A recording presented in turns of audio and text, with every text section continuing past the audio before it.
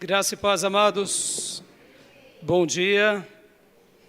Quero dar as boas-vindas aos nossos irmãos e irmãs presentes aqui, aqueles que nos visitam pela primeira vez, sejam muito bem-vindos, em nome de Jesus. E aqueles irmãos e irmãs que nos acompanham pelas redes sociais. É uma alegria tê-los conosco aqui, cultuando e louvando a Deus. Amém?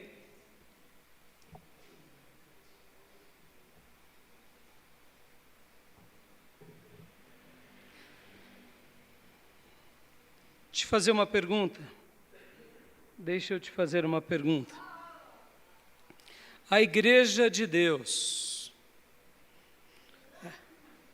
a Igreja de Jesus na Terra, mas a nossa igreja local aqui, a Igreja Batista Missionária em Ferraz de Vasconcelos, ela deve ser o quê? Um lugar do quê? Em especial. Pense por um instante. A nossa igreja, e eu estou fazendo essa pergunta mais de forma íntima, porque é fácil, né, falarmos de todas as outras. A nossa igreja, ela tem que ser o quê? O que Deus espera de nós? O que Deus espera de mim? Por que Ele nos chamou a sermos parte de um corpo, sermos parte de um lugar? O que Deus espera de mim e de você? Como igreja local. Quando eu falo como igreja local, mesmo sendo uma igreja batista, nós sabemos que cada igreja em cada região, ela tem ali uma composição, são famílias. O que Deus espera de cada igreja local? O que Deus espera de mim e de você? Já parou para pensar sobre isso? O que Deus espera de nós, Igreja de Jesus no Brasil? Como povo de Deus. E na terra? O que Deus espera de nós? Eu quero hoje pensar um pouco aqui com vocês, porque quando nós nos perdemos sobre o nosso significado, a gente só está se reunindo como mais um grupo qualquer. Podem ver que para muitos, a igreja é um grande hospital, não é? Só que diferente de um hospital, é um hospital que as pessoas estão doentes a vida toda, já notaram? É um doentismo que não cura. E isso é ruim. A igreja é um hospital? Ela é um hospital. Mas é um lugar onde a gente está doente o tempo todo. Ora, se eu estou doente o tempo todo é porque eu não me converti. É o auto-vitimismo, algumas mazelas que eu preciso ser liberto. Até porque Jesus disse: conhecereis a verdade e a verdade vos libertará. Amém, meus irmãos? Para muitos a igreja é um clube. Percebam, é um grande clube, porque é um lugar onde eu vou ver os irmãos, sempre sorridentes e cheirosos. Algumas vezes não tão cheirosos e não tão sorridentes. Mas na grande maioria das vezes as pessoas acham que a igreja é um lugar onde eu vou me associar. É uma associação, uma confraria. Para algumas pessoas a igreja é uma creche, onde só tem um bando de criança e que não cresce nunca também. Para um outro grupo de pessoas, a igreja, ela é, eu diria, um exército. Um exército, onde nós batalhamos com as trevas, batalhamos com o mal. Essa definição de exército eu até admito, eu prefiro mais, eu gosto mais. Mas a gente tem que tomar cuidado também, porque senão a gente se torna crentes belicosos, né? Briguentos, pode ver. Ou senão ativistas, ou quem sabe legalistas, né? Podem ver, muitas vezes a gente faz da igreja um quartel-general de legalismo. Exércitos de Martas, ou de Martos, né? Onde o ativismo dita o tom. E o que Deus espera de nós, irmãos? Fiz essas perguntas porque hoje eu quero trabalhar aqui com vocês sobre um homem de Deus, um profeta que perdeu a essência. Ele perdeu a motivação correta de ser. Ele perdeu o que Deus esperava dele.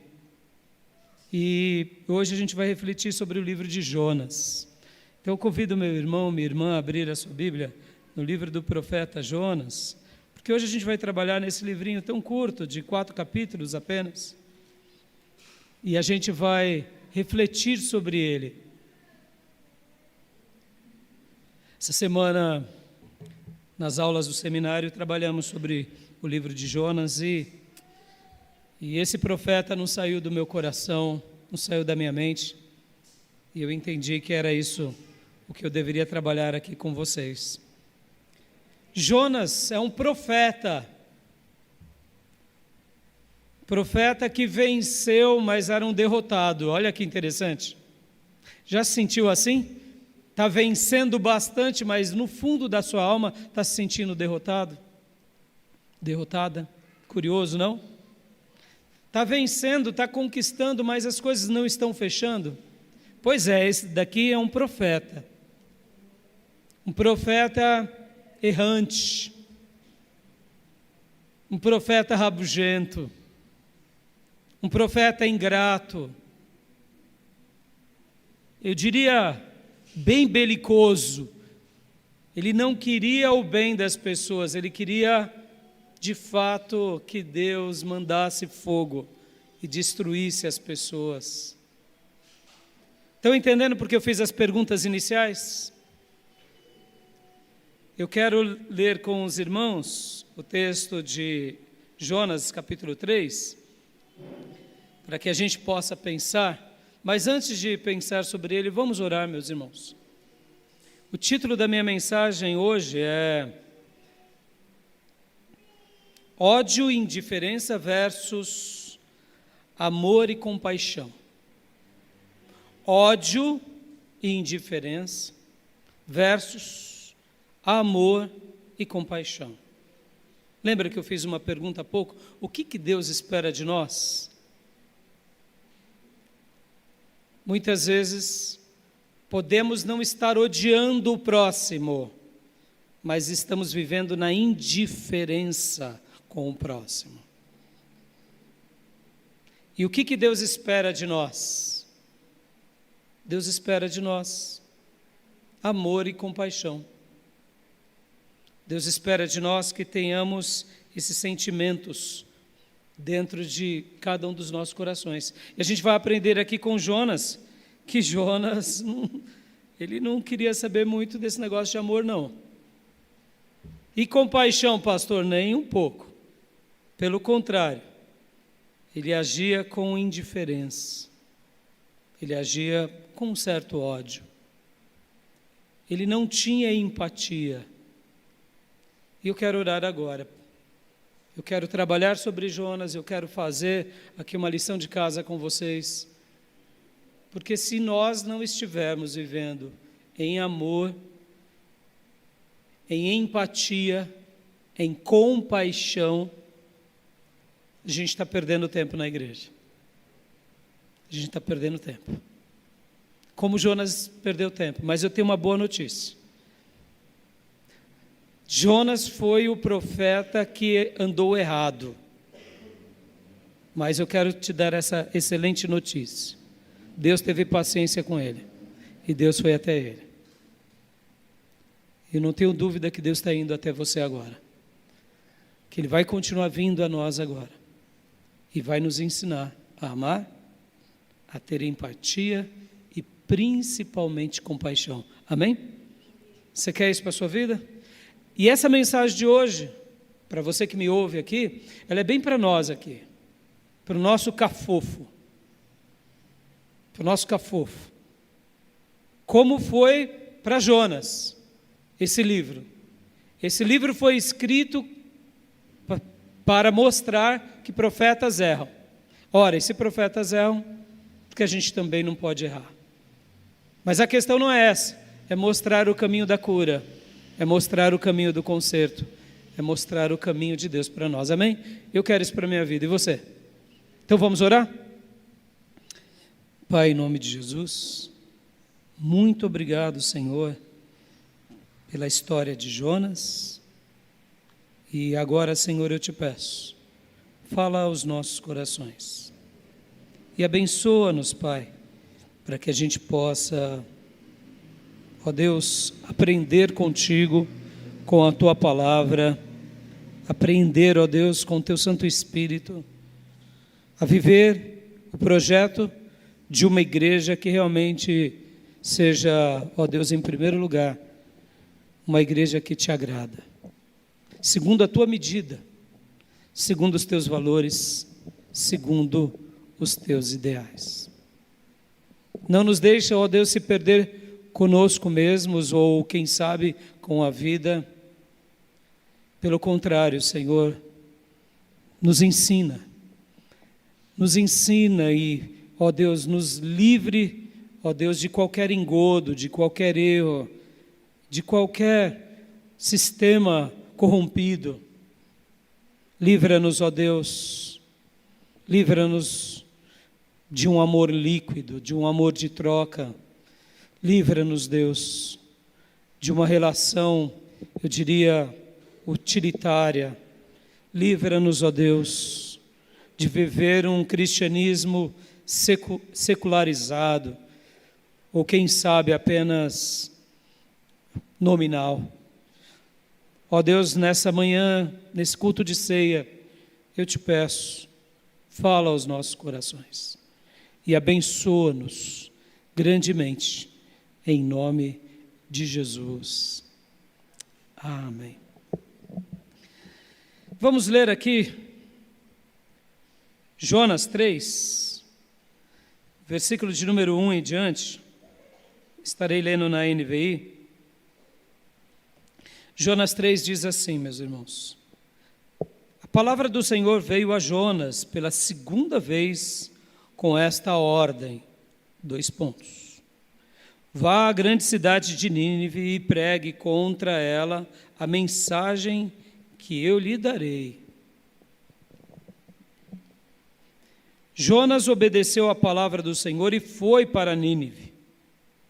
Era uma cidade muito grande, sendo necessários 3 dias para percorrê-la. Jonas entrou na cidade e a percorreu durante 1 dia, proclamando: daqui a 40 dias Nínive será destruída. Até aqui no primeiro momento. Deixa eu fazer aqui uma breve síntese sobre o capítulo 1 e 2. Deus se revela para Jonas e diz: vai para Nínive, Jonas, pregue a minha palavra. E o Jonas fez o quê? Não foi. Jonas foi para o outro lado. Para quem conhece aquela região do Oriente,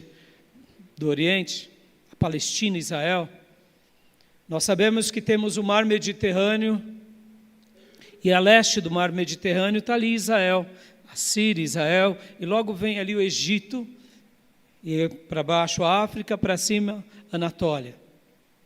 O que Jonas fez? Jonas foi para a Espanha, irmãos, Tarsis, a outra região, cortando todo o Mar Mediterrâneo, passando ali pela Itália, Roma, e chegando ali na Península Ibérica, que é literalmente aonde ele queria ir. Ou seja, Deus estava mandando ele ir para uma outra região, e ele pegou e foi para o oposto. Nínive ficava a norte, acima, próximo do rio Tigre, ali onde chamamos na Mesopotâmia, naquela região onde hoje é o Iraque, ou melhor, a Turquia, a Armênia, essa região.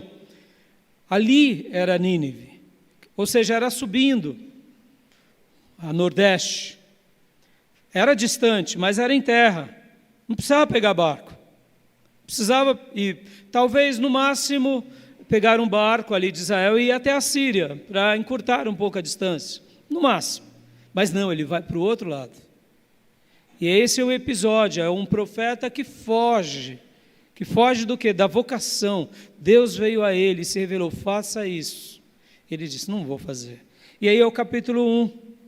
O capítulo 1 mostra isso, que ele entra então num barco, vai a Jope, que era uma cidade portuária, e lá entra num barco, dentro do barco ele entra no porão e dorme, mas Deus mandou uma tempestade enorme. Aquelas tempestades assim que marinheiros experientes jamais iriam navegar. E você sabe que hoje nós temos todo o sistema tecnológico, mas naquela época era pelas épocas, pelos tempos. Estamos na época de navegação, podemos fazer uma viagem. Estamos no inverno, não era favorável. Estamos na época de tempestades, não era favorável. Ele pega um barco e vai. Vem uma tempestade imensa. O barqueiro começa a jogar as coisas no mar para o barco ficar mais leve e nada para aquela tempestade. Começam a tirar sorte e a sorte cai em Jonas. O capitão descobriu que Jonas estava dormindo. E ali Jonas foi interrogado, o que você fez? Porque a sorte caiu sobre você. E aí ele conta toda a história. E aqui eles ficam desesperados, porque eles já estavam buscando seus deuses. E ali Jonas conta para eles que, olha, eu estou aqui porque Deus mandou ir para Nínive e eu estou indo para Tarsis. O que você faz numa situação como essa? Jonas deu a própria receita para eles, me joguem no mar. Já que Jonas era um profeta, ele não queria praticar o suicídio. E aí os barqueiros, os marinheiros, oram a Deus dizendo, Deus, nos perdoe, porque a gente, essa é a única solução, e jogam Jonas. Quando Jonas cai no mar, a Bíblia fala que ele desce às profundezas. Quando ele estava prestes a desfalecer, um grande peixe o engole. E aí vem o capítulo de número 2. O capítulo de número 2 nasce de uma oração dentro do peixe. Uma oração dentro do grande peixe. E é interessante que os barqueiros, ao ouvirem a história de Jonas, antes de lançarem sortes e de lançarem ele no mar, eles buscavam o seu Deus, os deuses deles. Cada um seguia os seus deuses. Depois das palavras de Jonas, dizendo, olha, eu estou aqui, e essa tempestade veio porque Deus está querendo me impedir de prosseguir. A Bíblia fala que depois que esses homens jogaram Jonas no mar, eles se convertem. Porque toda a tempestade repentinamente para. Tudo volta ao normal. Ou seja, esse profeta tinha dito algo real. E eles se convertem, agora presta bastante atenção, eles se convertem por acidente. Porque Jonas não parou para eles e disse assim, é o seguinte, eu vou morrer e vocês vão morrer também. Ou vocês aceitam Deus de Israel ou estamos todos perdidos. Ele não disse isso, ele só contou a história dele. E aí vem então o capítulo 2. Capítulo 2 ele ora dentro do peixe. Clama a Deus. Faz aqui uma poesia. E aqui ele registra depois essa poesia. E o capítulo 3 é esse episódio onde novamente Deus vem falar com ele. Deus vem falar algo ao coração dele. E aí fala novamente com ele, vai a Nínive. E ele entende que ele deve ir a Nínive. Então, como lemos, ele vai até essa cidade. É uma cidade onde, para que você percorresse ela todinha a pé, durava 3 dias. Nós hoje vivemos em metrópoles, então, mas para esses dias, irmãos, Nínive era uma megalópole, só para vocês terem uma ideia. O que é uma megalópole? É uma cidade muito grande que não tem fazenda, ela tem interligações, ela tem, geralmente, é uma cidade-estado, tem muralhas, já eu descrevo um pouco melhor. E aí ele chega nessa cidade, e ali ele proclama a sua mensagem, como acabamos de ler. Daqui a 40 dias Nínive será destruída. Vamos continuar a leitura. Versículo 5. Os ninivitas creram em Deus, proclamaram jejum, e todos eles, do maior ao menor, vestiram-se de pano de saco. Versículo 6. Quando as notícias chegaram ao rei de Nínive, ele se levantou do trono, tirou o manto real, vestiu-se de pano de saco e sentou-se sobre cinzas. Então fez uma proclamação em Nínive, por decreto do rei e dos seus nobres: não é permitido a nenhum homem ou animal, bois ou ovelhas, provar coisa alguma. Não comam nem bebam. Cubram-se de pano de saco, homens e animais, e todos clamem a Deus com todas as suas forças. Deixem os seus maus caminhos e a violência. Talvez Deus se arrependa e abandone a sua ira, e não sejamos destruídos. Tendo em vista o que eles fizeram e como abandonaram seus maus caminhos, Deus se arrependeu e não os destruiu como tinha ameaçado. Até aqui, por enquanto. Essa história é simplesmente impressionante. Lendo num primeiro momento, nós não notamos a preciosidade dela. Mas deixa eu só descrever aqui um pouco para vocês o que eram os ninivitas. Quem eram eles? Nínive era a capital da Síria. Nesses dias era um grande império. E eles eram muito cruéis, irmãos. Pensa num povo cruel na história da humanidade. Eles tinham prazer de esquartejar pessoas e de, muitas vezes, praticar atrocidades das mais vis. Eram assim conhecidos e temidos na antiguidade. E aqui, nesse exato momento, eles estavam vivendo num momento, eu diria, de glória também. Eles não eram um povinho qualquer. Só para vocês terem uma ideia, uma noção, nesses dias habitava em Nínive, dizem os estudiosos, por volta de 600 mil pessoas. 600 mil pessoas. As muralhas de Nínive, elas eram por volta de 96 quilômetros de muralhas, sendo que elas tinham praticamente 30 metros de altura, hoje mais ou menos um prédio de 30 andares. E em cima dos topos, ao mesmo tempo, poderiam correr 3 carruagens, ou cavalos com carroças, simultaneamente, ou bigas, de guerras. Pensam nisso. Tinham praticamente centenas de torres de 50 metros de altura. Os arqueólogos acharam, recentemente, século passado, na entrada da porta da cidade, estátuas gigantes de animais alados, com jeitos assim, bem típicos do Império Assírio, mostrando a suntuosidade e a glória de Nínive. Então a gente está falando aqui de uma nação e de um povo, e não só um povo, mas depois se tornou um império enorme, mas muito violento, muito vil, idólatra, pagão. E eu estou dando esse contexto para vocês terem uma noção de como não foi fácil para Jonas. Porque qual era aqui o grande problema de Jonas, irmãos? Jonas não queria levar a palavra de Deus àquele povo. Porque esse povo, outrora, tinha praticado muito mal aos judeus. Esse povo já tinha feito várias investidas. Como um pouquinho depois do profeta Jonas, esse próprio povo foi lá e destruiu o povo judeu. O cativeiro assírio, que se dá em 722, acontece por esse povo. Então percebam, irmãos, era um povo muito cruel. Mas Deus estava falando: Jonas, eu quero que você vá pregar a minha palavra a esse povo. E qual era o contexto de Jonas, irmãos? O contexto de Jonas, possivelmente, dizem os estudiosos, era um contexto de muita paz, de muita prosperidade. Israel, nesses dias, tanto a tribo do norte quanto a tribo do sul, eles estavam vivendo dias de paz. Mas, ao mesmo tempo, aquela paz aparente, aonde o povo de Deus tinha perdido a sensibilidade.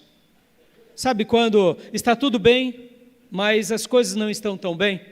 Estamos tendo comida, estamos tendo segurança, estamos tendo um reinado próspero, mas o povo é indiferente com o próprio povo. E foi nesse contexto que Deus levanta Jonas e fala para ele agora: olha, eu quero que você vá e pregue para esses ninivitas. E ele foge, como lemos. Deus o manda, ir agora de submarino para uma outra praia para ele aprender. E agora ele está em Nínive, chega lá em Nínive. Só para vocês terem uma ideia, era praticamente 1.000 quilômetros a distância entre Israel e Nínive. E ele percorre esse trajeto por volta de 3 meses. E ele chega lá. Mas quando ele chega lá, ele simplesmente diz: olha, vamos ler novamente o versículo de número 4. Jonas entrou na cidade e a percorreu durante um dia, proclamando: daqui a 40 dias, Nínive será destruída. Meus irmãos, no hebraico é interessante, porque são 5 palavras aqui no hebraico. Foi a mensagem mais curta de todas e a mais violenta.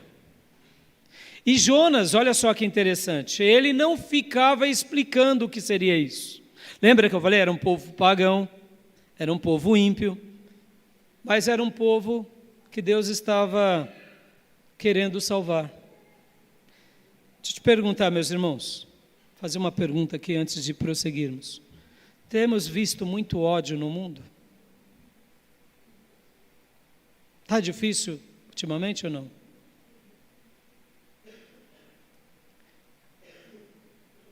São judeus contra árabes, palestinos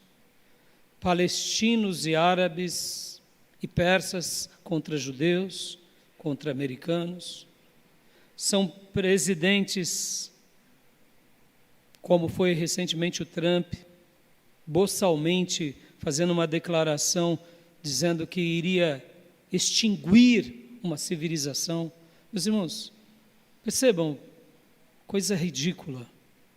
Extinguir uma civilização de mais de 2.500 anos.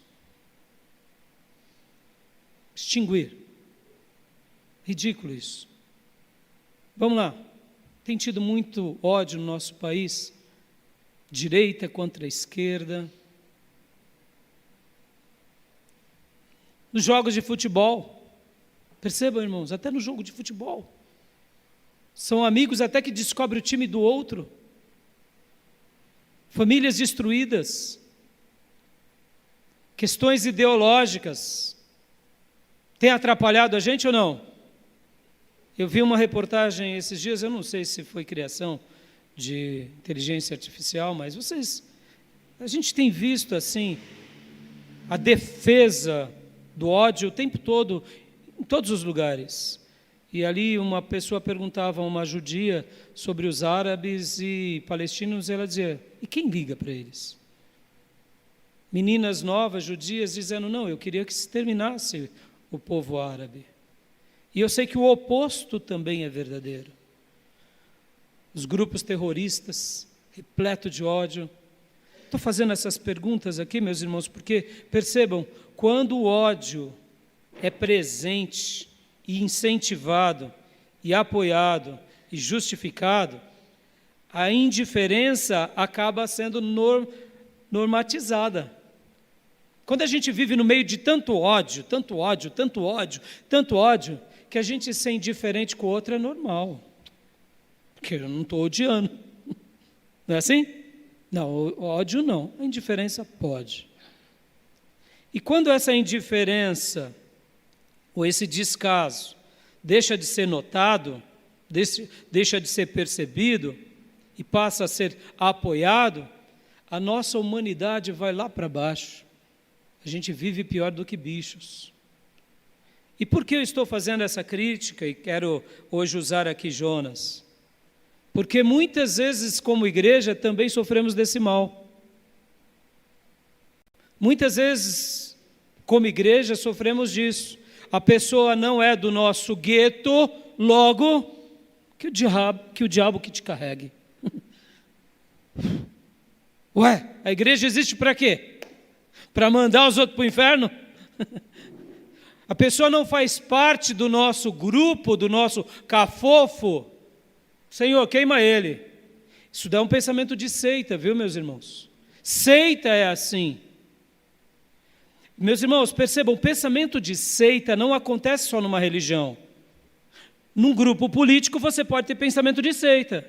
Algumas famílias têm pensamento de seita. O que é uma seita? É um grupo que se fecha e que hostiliza todo mundo que pensa contra. Sabe a tal da panela? A panelinha? É seita. Leia-se panelinha, seita. Porque ou você faz parte dos nossos, ou são contra nós. E há um só ser que quer incentivar isso em nós, é o inimigo das nossas almas. A igreja do Deus vivo, a igreja de Jesus, ela não pode ter pensamento de seita. E ela não pode normatizar a indiferença, o descaso. Nós não somos permitidos a isso. Por quê? Porque senão a gente vai acabar legitimando o ódio nas nossas práticas. Não apenas fazendo, mas participando. Muitas vezes nós não temos coragem de fazer o mal, mas apoiamos o mal, muitas vezes veladamente, sorrindo do mal alheio, sorrindo quando o outro cai, sorrindo quando o outro vai à bancarrota. Ou seja, eu não pratico um ódio declarado, mas indireto.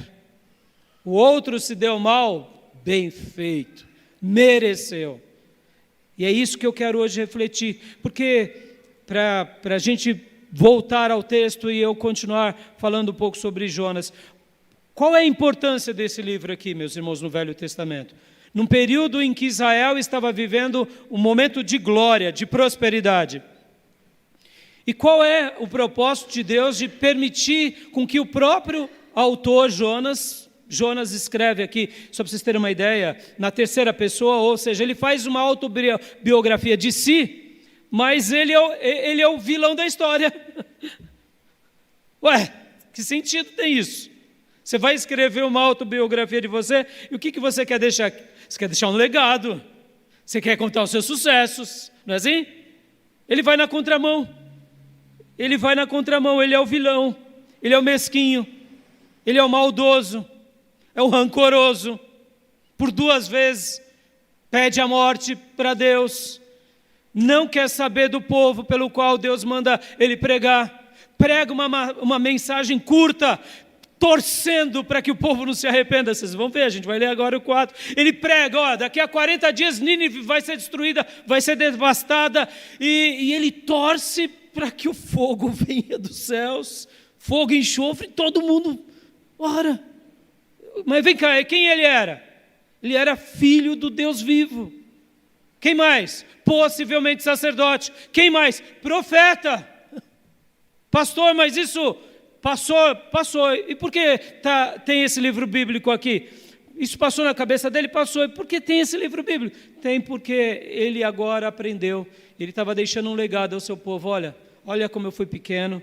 Olha como eu fui mesquinho. Olha como eu fui miserável. E percebam que esse livro é uma autobiografia, não da autopreservação, mas da autoavaliação. Deixa eu te perguntar, hoje é ceia? A ceia traz uma mensagem linda para nós? As tintas que foi deixada e escrita aqui por Jonas não foram tintas do heroísmo, foram tintas de um fracasso. Aqui, nessa autobiografia, ele deixa aquela dicotomia clássica, falar mais alto para nós, porque geralmente quando a gente escreve de si, a gente diz, nós somos luz, os nossos inimigos são trevas. E aqui, meus irmãos, quem eram as trevas? O profeta. E quem foi a luz? Deus na vida de quem? Dos ímpios. Então, essa história, que não é apenas uma história de quadrinhos, nem de conto de fadas, Porque o próprio Jesus usa essa história mostrando que assim como Deus fez um milagre na vida de Jonas, preservando ele no ventre de um peixe, assim eu ficarei dentro da terra. Ou seja, eu ficarei morto no seio da terra durante 3 dias. Jesus traz legitimidade àquela história, para mostrar que Jonas não é simplesmente algo metafórico, mas que é algo real. E Jonas tem essa mensagem poderosa, porque, meus irmãos, qual é a tese que eu quero defender hoje aqui conosco? Nós somos o povo do amor. Deus é amor, e nós precisamos ser o povo do amor. Amém, igreja? Não somos o povo do ódio, não somos o povo do apontamento. Precisamos ser o povo do amor. Somos o povo do amor. Somos o povo das boas obras. Leia-se aqui, da empatia e da compaixão. Se Deus deu o seu melhor por cada um de nós, nós devemos aprender com Ele e aprender com as histórias dele. Então, meus irmãos, voltando aqui agora ao texto, capítulo de número 4, versículo de número 1, olha só que coisa linda. 4:1. Jonas, porém, ficou profundamente descontente com isso e enfureceu-se. Ele orou ao Senhor: Senhor, não foi isso que eu disse quando ainda estava em casa? Foi por isso que me apressei em fugir para Tarsis. Eu sabia que tu és misericordioso e compassivo e muito paciente, cheio de amor, e que prometes castigar, mas depois te arrependes. Agora, Senhor, tira a minha vida, eu imploro, porque para mim é melhor morrer do que viver. Vamos lá, é de rir, não é? Qual foi o contexto dessa oração? O povo estava arrependido. Ele pregou aquela mensagem curta e direta: daqui a 40 dias Nínive será destruída. E ele percorreu toda a cidade. E agora ele vai e fica num lugar só esperando ver o castigo de Deus. Mas de repente ele vê um burburinho, pessoas clamando ao Deus de Israel, buscando a presença de Deus. Ele vê outro burburinho de nobres, soldados, e de repente sai um decreto real. E o decreto era: vamos jejuar, nem os animais poderão comer. O profeta fica frustrado. Mas Deus não tinha dado uma ordem para ele? Deu. Mas o que de fato ele queria, irmãos? Ele queria o mal, ele não queria o bem. E Deus mudou o coração daqueles maldosos. Deus estava trabalhando na vida daquele povo cruel e sanguinário. E o profeta agora vira o grande tema de todo o livro. E olha só que interessante, meus irmãos, olha só que interessante. Esse livro conta a história de Jonas em 3 capítulos. Já notaram? Já notaram? 3 capítulos é a história de quem? De Jonas. Não deveria ser o oposto? Se aquela cidade tinha 600 mil habitantes, não era mais importante 600 mil do que um? Era. Mas percebam, é uma autodenúncia de si. É uma autodenúncia contra ele próprio. Ele faz essa autobiografia dizendo: olha como eu errei, olha como eu fui pequeno, olha como eu não entendi o valor do verdadeiro Deus de Israel, nem da mensagem. E aqui apenas um capítulo, que é o capítulo 3, como vemos, é a história do povo de Nínive, que é uma síntese magnífica da maior conversão da história. Todos os especialistas estudiosos em teologia, história dos avivamentos, admitem. Não houve nenhuma conversão tão grande na história da humanidade quanto foi aqui da proclamação do profeta rabugento. Porque no final do texto, do capítulo 4, a gente vai ver que Deus, repreendendo Jonas, fala de 120 mil que não sabiam distinguir entre a mão direita e a mão esquerda. E aqui há uma dúvida teológica, porque a Bíblia vai dizer que toda a cidade se converte. Agora, era uma cidade de 120 mil ou era um de 600 mil habitantes? Ou era ali 120 mil crianças? Porque quem é que não sabe discernir entre a mão direita e esquerda são as crianças. E quem se converteu foram os adultos. Logo, fica-se uma dúvida. Uma coisa é fato. Ou foi 600 mil convertidos, ou foram 120 mil convertidos. Meus irmãos, mas mesmo que seja só 120 mil, na história da humanidade, ninguém em uma única pregação ganhou tantas almas. Mas Deus ganhou aqui essas almas. Agora percebam, lembra dos marinheiros, dos barqueiros? Foi um acidente, foi uma conversão acidental. E agora? Foi outra conversão acidental, porque ele não queria isso. Agora, quem queria isso? Deus. Deus queria isso. E Deus usou esse profeta rabugento. E essa história de um profeta rabugento, ela tem uma lição para nós. Por que eu estou trabalhando hoje sobre ela, meus irmãos?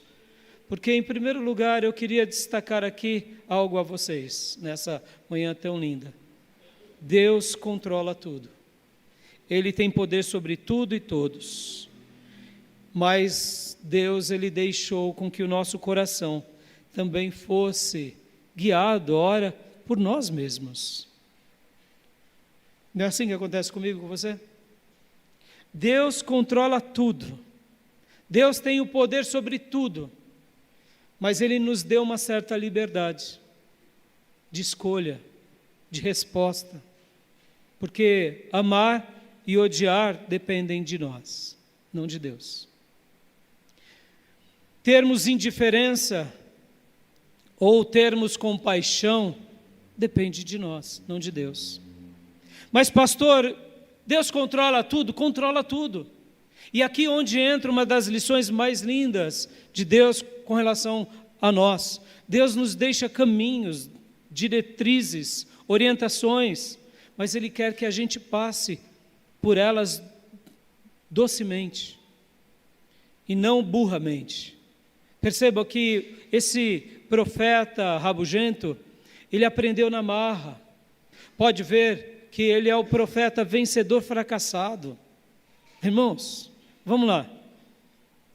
Levar alguém a Cristo é maravilhoso ou não é? Ganhar uma vida para Jesus é maravilhoso ou não é? Oh, meu Deus. Quando eu converso com meu pai na fé, meu irmão Aguinaldo, eu sempre falo para ele, gosto de chamar e lembrar que um dia Deus me fez nascer no Evangelho ouvindo a mensagem da pregação dele.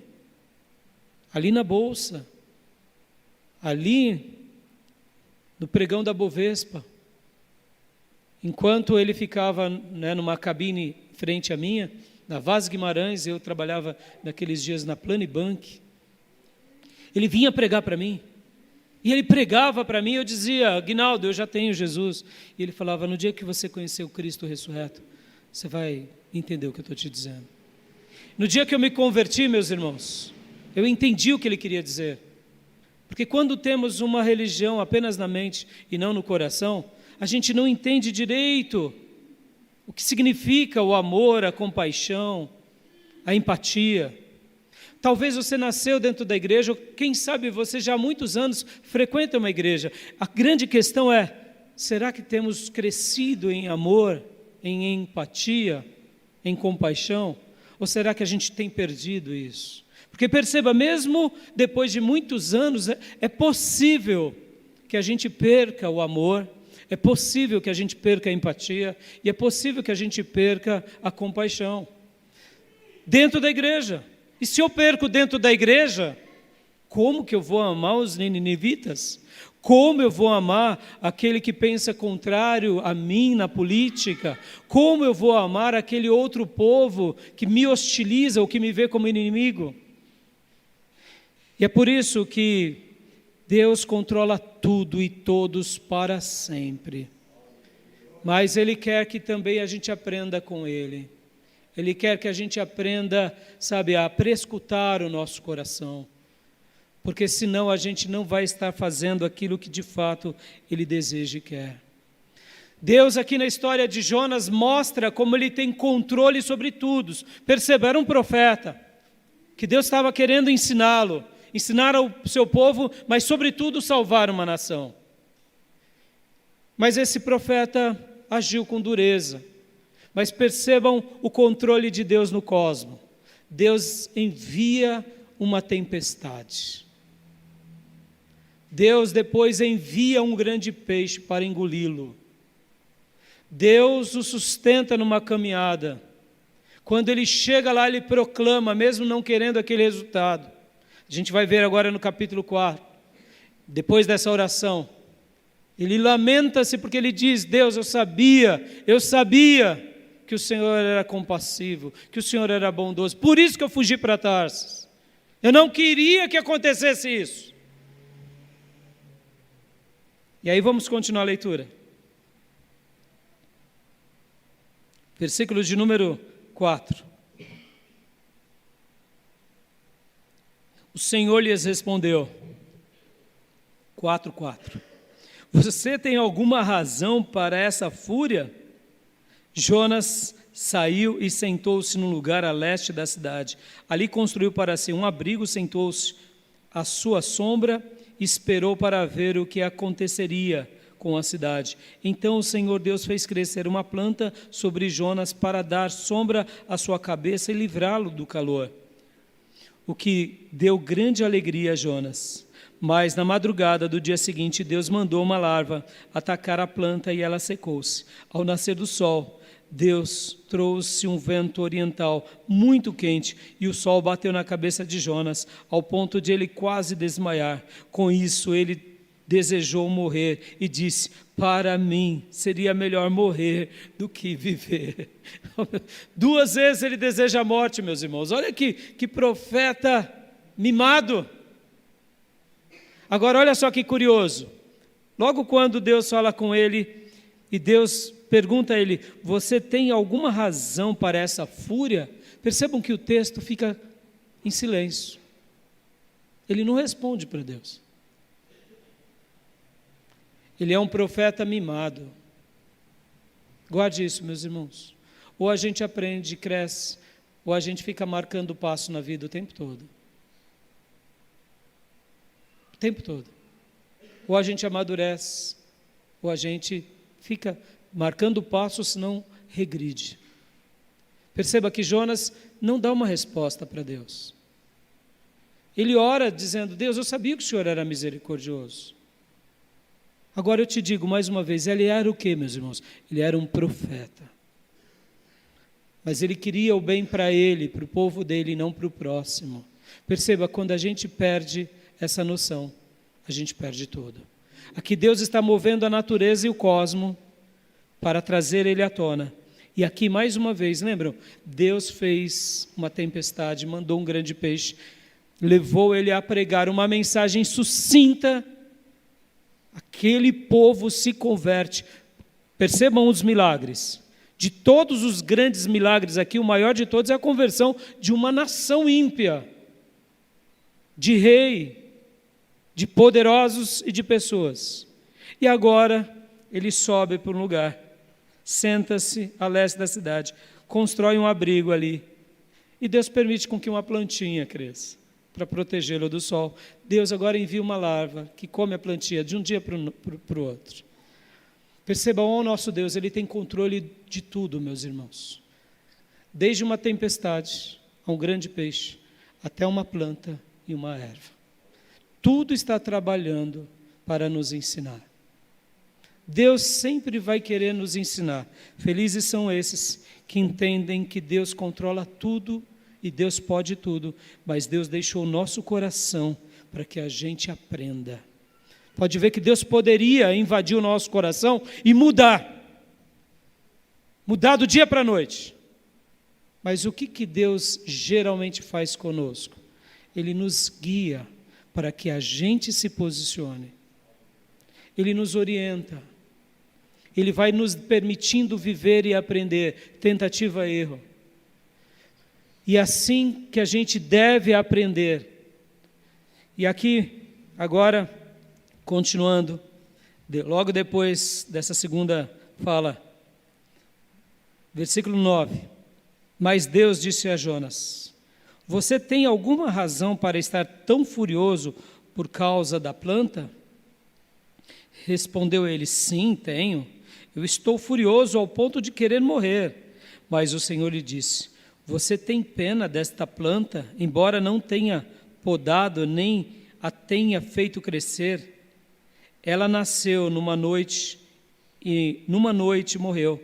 Contudo, Nínive tem mais de 120.000 pessoas que não sabem nem distinguir a mão direita da esquerda, além de muitos rebanhos. Não deveria eu ter pena desta grande cidade? E o texto acaba com uma interrogação. E o que Jonas respondeu? E agora eu queria ir ao meu segundo e último ponto. Esse é um texto que o próprio autor, ao escrever, não dá uma resposta. Por quê? É simples, irmãos, o entendimento. Essa autobiografia é a autobiografia de alguém que errou muito, mas aprendeu com o erro. É a autobiografia mostrando que ele está ensinando não a autopreservação, mas a autocorreção. E ele foi escrito na terceira pessoa, mostrando o seguinte: olha, reflita você. Reflita você. Reflita no quê, pastor? Deus tem te mandado algo? Deus tem falado com você? Você tem fugido da vocação? E mesmo fugindo da vocação, Deus tem sinalizado no macro, no micro, na natureza, na vida, quem sabe na família, nos negócios. E você tem aprendido ou não? Você tem emburrecido? Você tem feito o que Deus quer, mas ao mesmo tempo tem esperado o contrário, como Jonas? Qual é a grande lição desse livro? A grande lição desse livro, dessa história, é nos levar a pensar: será que temos amado de verdade aquelas pessoas que Deus colocou do nosso lado? Será que temos amado de verdade as pessoas que Deus quer que amemos? Será que a gente é muito bondoso com os outros e não somos bondosos com os de casa? Eu me lembro que por várias vezes a minha esposa, dentre muitas coisas que ela me ensinou uma das coisas mais preciosas, que é a arte de amar. A arte de amar. Por quê? Porque muitas vezes, na minha própria casa, eu estava sendo um general ríspido. E aqui na igreja, um bonachão. Bondoso, complacente com os irmãos. O irmão errando 500 vezes. Mas o filho não pode errar uma vez. Porque aí... E quantas foram as vezes que eu ouvi dela dizendo: amor, faz o que você faz na igreja, só isso. Isso foi uma bomba no meu peito. Como assim, amor? Amor, sabe o irmão tal e a irmã tal que te aprontou de novo? Sei. Pois é, teu filho só te falou de forma ríspida. E aquilo, num primeiro momento, foi difícil de ouvir. Quantas vezes a gente está sendo Jonas, irmãos? Em que a gente em casa é um monstro. Em casa a gente é um dragão. E na igreja a gente é um pombinho. Percebam que o nome Jonas significa pomba. Enquanto estudávamos, o livro do Stanley Ellingson até faz uma comparação, que o nome Jonas é pomba, mas ele agia, como um gavião, um gavião. Obrigado, irmã. Ele havia como um gavião, uma águia predatória. Será que a gente está tendo um cristianismo assim predatório? Um cristianismo assim, bem, sabe, faz o que eu quero, tem o meu apreço. Não faz, tem a minha inimizade. Será que a gente está vivendo a igreja nessas dimensões? Ou será que a gente está aprendendo, de fato, com as lições que Deus tem nos dado na vida? E eu gostaria de orar agora com vocês, para a gente refletir mais sobre isso. Porque, olha só, essa história impactou tanto o povo judeu, mas impactou tanto o povo judeu, que o povo judeu lê o livro de Jonas, sabe em que dia, irmãos? No culto vespertino do Yom Kippur. Lá nos muros das lamentações, os judeus ortodoxos, quando eles estão cultuando a Deus, no dia do perdão, que eles buscam a Deus pedindo perdão por si, eles leem no Jonas, porque é a mensagem de que Deus pode perdoar qualquer povo, qualquer vida. E eu tenho que estar aberto a isso. Eu tenho que estar aberto a isso. E eu queria orar com você, porque lembra do título da minha mensagem? Lembro? Ódio e indiferença. Você tem sido alguém belicoso no ódio? Não de fato cometendo, mas endossando. Um bom diagnóstico é a indiferença. Cuidado com a indiferença, irmãos. Deixa eu aqui abrir meu coração. Nesses últimos anos, tem sido muito difícil pastorear. Basta eu dar uma puxadinha de orelha no irmão, e o irmão age com indiferença. Amém. E aí, irmã? Está sendo tão difícil pastorear. Porque as pessoas querem ouvir tudo como desejam. Sabe algo bem parecido com Jonas? Deus está dizendo, olha, eu vou salvar o endemoniado. Eu vou salvar o drogado. Eu vou salvar o grupo político, ou quem sabe os políticos corruptos, ou juízes que se perderam no caminho. E quando você fala isso, eles dizem, não, esse povo não merece salvação, merece o inferno. Eu te pergunto, você está sendo um discípulo de Jesus ou de Jonas? Eu sei que é difícil quando sofremos na pele. É verdade. Pessoas que sofrem a injustiça de políticos, de juízes corruptos, é verdade. Mas nós como cristãos, irmãos, precisamos amar. Você está escolhendo o ódio e a indiferença ou está escolhendo o amor ou a compaixão? Lembra que eu falei há pouco sobre uma outra palavra, que era empatia? O que é empatia, meus irmãos? A empatia é sentir o que o outro sente. Vamos lá, meus irmãos. Você tem tido empatia de verdade com o ser humano? Ou o ser humano é só uma matéria para atingir as suas metas? Os seus parentes são objetos. O seu pastor é um utilitarista, né? No sentido assim, ele é útil para você. O pastor me serve quando ele é útil para mim. Quando ele não é útil para mim, eu descarto. O teu pastor tem sido só útil para você? Aí a igreja está me favorecendo o que eu quero, é útil, não está, descarto, é isso? Perceba, o que é empatia, meus irmãos? É sentir o que o outro sente. E o que é compaixão? É literalmente agir, amando aquele, fazendo algo de diferente. Vem cá. Será que nós temos acertado sobre essa questão ou temos errado? Vamos pensar um pouco aqui. Deus deseja salvar homens cruéis. Deus deseja salvar terroristas. Deus deseja salvar líderes corruptos, juízes corruptos, políticos corruptos. Deus deseja salvar aquele parente que quer o seu mal. Qual é a resposta que a gente vai dar à vida? A gente vai agir como Jonas, um belicoso, uma águia ou nos tornaremos como pombas? Esse ano é um ano de política, meus irmãos. Blinda o teu coração sobre essas questões. Tenha as suas escolhas, mas seja maduro sobre tudo. E ame sobre tudo. A igreja não foi chamada a satisfazer os nossos apetites. Nós fomos chamados para amar e para termos compaixão. Deus teve compaixão de Nínive. Deus teve amor por aquelas almas. Deus teve compaixão de Jonas e ensinou esse profeta.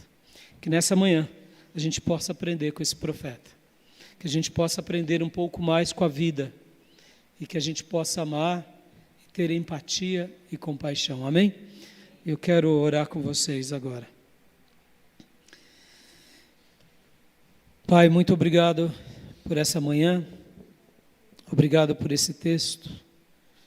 Nesse dia de ceia, que avaliaremos o nosso coração.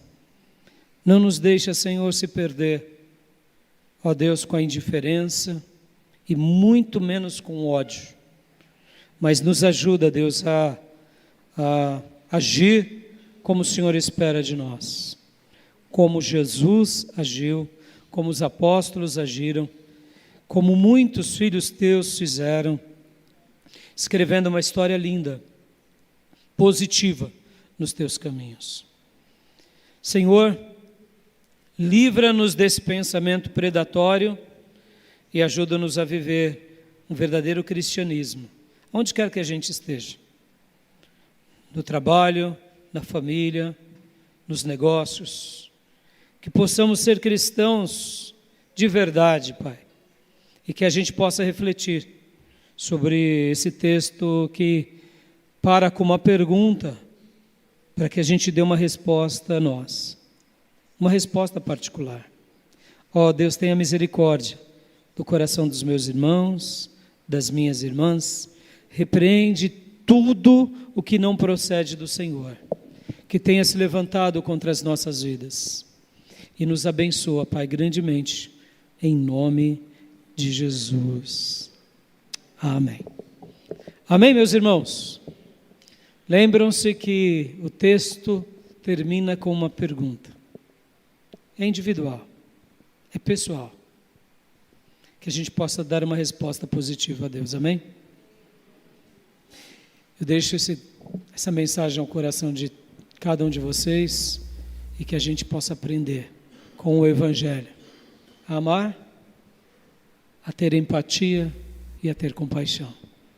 Amém? Vamos à ceia, meus irmãos, vamos?